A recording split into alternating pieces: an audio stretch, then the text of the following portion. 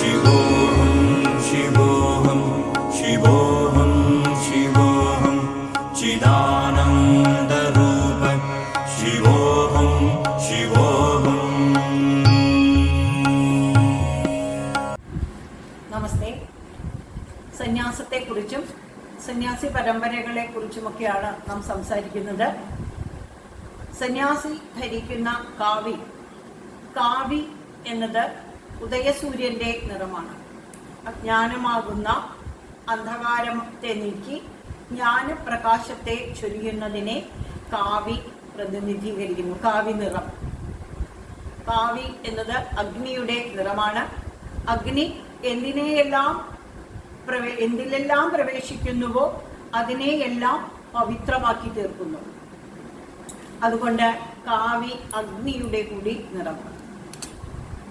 ശ്രീ ശങ്കരാചാര്യ ഭഗവത്പാദരുടെ ആഗമനത്തോടുകൂടി സന്യാസ സമ്പ്രദായത്തിന് കൃത്യമായിട്ടുള്ള ഒരു വ്യക്തത കൈവരിക്കുകയും ഈ സനാതനധർമ്മത്തിൽ അങ്ങേ അറ്റം വ്യാപിച്ചു കിടന്നിരുന്ന 72-ൽ അധികം മതവിഭാഗങ്ങളെ ക്രോഡീകരിച്ചുകൊണ്ട് 6 ആക്കി തീർക്കുകയും അതിനെ ഷൺമതങ്ങൾ എന്ന് പറയപ്പെടുകയും ചെയ്തു. അങ്ങനെ സനാതനധർമ്മത്തിന് ഒരുപാട് മുതൽക്കൂട്ടായിട്ടുള്ള കർമ്മങ്ങൾ ചെയ്ത് ഇന്നത്തെ സനാതനധർമ്മവും സന്യാസധർമ്മവും നമ്മുടെ ആചാര അനുഷ്ഠാനങ്ങളും നാം ആരാധിക്കുന്ന ദേവീദേവ സങ്കല്പങ്ങളുടെ ആ രൂപങ്ങളെ എല്ലാം വിഭാവന ചെയ്തത് ശ്രീ ശങ്കരാചാര്യ ഭഗവത്പാദരായിരുന്നു. അദ്ദേഹം സ്ഥാപിച്ച 4 ആമ്നായ പീഠങ്ങൾ. ആമ്നായം എന്നതിന് വേദം എന്നർത്ഥമുണ്ട്. അതുപോലെ തന്നെ പരമ്പരാപ്രാപ്തമായിട്ടുള്ള ഉപദേശം എന്നർത്ഥമുണ്ട്. ശ്രുതി എന്ന അർത്ഥമുണ്ട്. അങ്ങനെ നിരവധി അർത്ഥങ്ങളുള്ള ആ ആമ്നായം എന്ന പദം. ആമ്നായം എന്ന പദം ആദിത്വാദ് സർവമാർഗേണ മനോല്ലാസ പ്രവൃദ്ധനാദ് ത്യാഗാദി സർവഹേതുത്വാദ് ആമ്നായ ഇത് കീർത്തിത. കുളാർണവ തന്ത്രത്തിൽ പറയുന്നു. ആമ്നായം എന്നത് ആദിത്വാദ് സർവമാർഗേണ, എല്ലാ മാർഗങ്ങളുടെയും ആദിയാണ്. മനോല്ലാസ പ്രവൃദ്ധനാദ്, മനസ്സിന്റെ ഉല്ലാസം. മനസ്സിന് എപ്പോഴാണ് ഉല്ലാസം ഉണ്ടാകുന്നത്? നമുക്കൊക്കെ മനസ്സിന് എപ്പോഴാണ് ഉല്ലാസം ഉണ്ടാകുന്നത്? മനസ്സ് ആഗ്രഹിക്കുന്ന രീതിയിൽ. നമ്മുടെ മനസ്സിലെ നിരവധി എപ്പോഴും ആഗ്രഹങ്ങളാണ്. സങ്കല്പ വികല്പാത്മിക മനഃ എന്ന് പറയുന്നു. സങ്കല്പങ്ങളുടെയും വികല്പങ്ങളുടെയും ഒരു കൂട്ടമാണ്. ഈ സങ്കല്പ വികല്പങ്ങളുടെ സംഘർഷത്തിലാണ് നമ്മുടെ മനസ്സ് ചഞ്ചലമാകുന്നത്. ഈ ചഞ്ചലത്വം എല്ലാം നീങ്ങി മനസ്സ് പ്രവൃദ്ധമാകുന്ന അവസ്ഥയാണ് ആ മനസ്സിന് ആനന്ദം നൽകുന്ന അവസ്ഥ.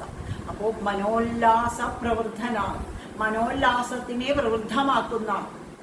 പിന്നെയോ യാഗാദി സർവഹേതുത്വ, യാഗം യജ്ഞം ഇതിനെല്ലാം കാരണമായി തീർന്ന ഏതൊന്നാണോ അതിനെ ആമ്നായം എന്ന് പറയും. അതുകൊണ്ട് തന്നെ 4 വേദങ്ങളുടെ അടിസ്ഥാനത്തിൽ ഋഗ്വേദം എന്നത് ജ്ഞാനപ്രധാനമാണ്, യജുർവേദം കർമ്മപ്രധാനമാണ്, സാമവേദം ഉപാസനാ പ്രധാനമാണ്, അഥർവവേദം സംരക്ഷണമാണ്. ഈ 4 വേദങ്ങളുടെ അടിസ്ഥാനത്തിൽ 4 പീഠങ്ങളെ സ്ഥാപിച്ചു. പൂർവ ആമ്നായം, പശ്ചിമ ആമ്നായം, ഉത്തര ആമ്നായം, ദക്ഷിണ ആമ്നായം. ഇതാണ് പ്രധാനമായിട്ടുള്ള 4 ആമ്നായങ്ങൾ. അതുകൂടാതെ ഊർധ്വ ആമ്നായം, അനുത്തര ആമ്നായം, അധ ആമ്നായം, പാതാള ആമ്നായം, ദേശ ആമ്നായം, രത്ന ആമ്നായം അങ്ങനെയെല്ലാം ഉണ്ട്. എങ്കിലും ഏറ്റവും പ്രധാനമായിട്ടുള്ള 4 ആമ്നായ പീഠങ്ങൾ, അതിൽ 4 ശിഷ്യന്മാര് ശ്രീ ശങ്കരാചാര്യ ജഗദ്ഗുരു ശ്രീ ശങ്കരാചാര്യ ഭഗവത്പാദർക്ക് 4 പ്രധാന ശിഷ്യന്മാരാണ് ഉണ്ടായിരുന്നത്.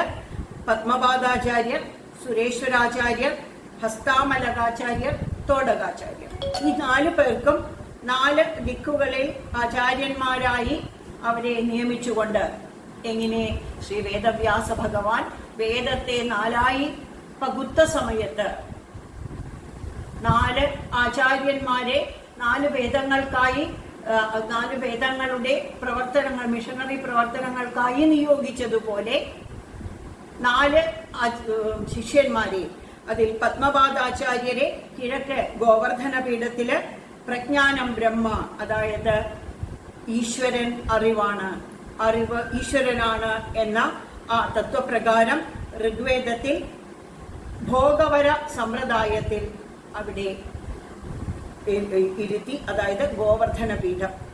പിന്നെ തെക്ക് ശൃംഗഗിരി പീഠത്തിൽ അഹം ബ്രഹ്മാസ്മി, ഞാൻ ബ്രഹ്മമാകുന്നു എന്ന യജുർവേദ മഹാവാക്യ പ്രകാരം ഭൂരിവര സമ്പ്രദായത്തിൽ ശൃംഗഗിരി പീഠത്തെ ആസ്ഥാനമാക്കിയുള്ള തെക്ക് ആമ്നായ പീഠം.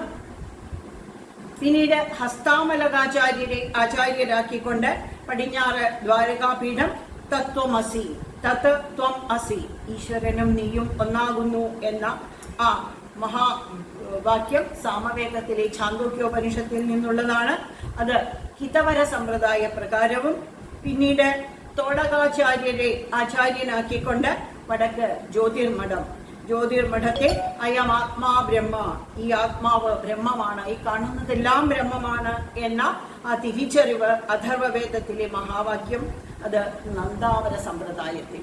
അങ്ങനെ 4 ആമ്നായ പീഠങ്ങളെ സ്ഥാപിക്കുകയും ഈ 4 ആമ്നായ പീഠങ്ങളിൽ ഇപ്പോൾ ഇരിക്കുന്നത് ശൃംഗഗിരി പീഠത്തിന്റെ വിധുശേഖരാനന്ദ ഭാരതി അനന്ത വിഭൂഷിത ജഗദ്ഗുരു ശങ്കരാചാര്യ വിധുശേഖര ഭാരതി എന്ന ആ ജഗദ്ഗുരുവായിട്ടുള്ള ആളാണ് ഇപ്പോഴത്തെ പീഠാധീശ്വരായിട്ട് ഇരിക്കുന്നത്.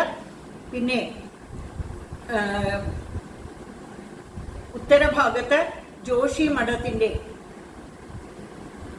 അനന്തവിഭൂഷിത ബ്രഹ്മശ്രീ ജഗദ്ഗുരു ശങ്കരാചാര്യ അവമുക്തേശ്വരാനന്ദ സരസ്വതി, പുരിയിൽ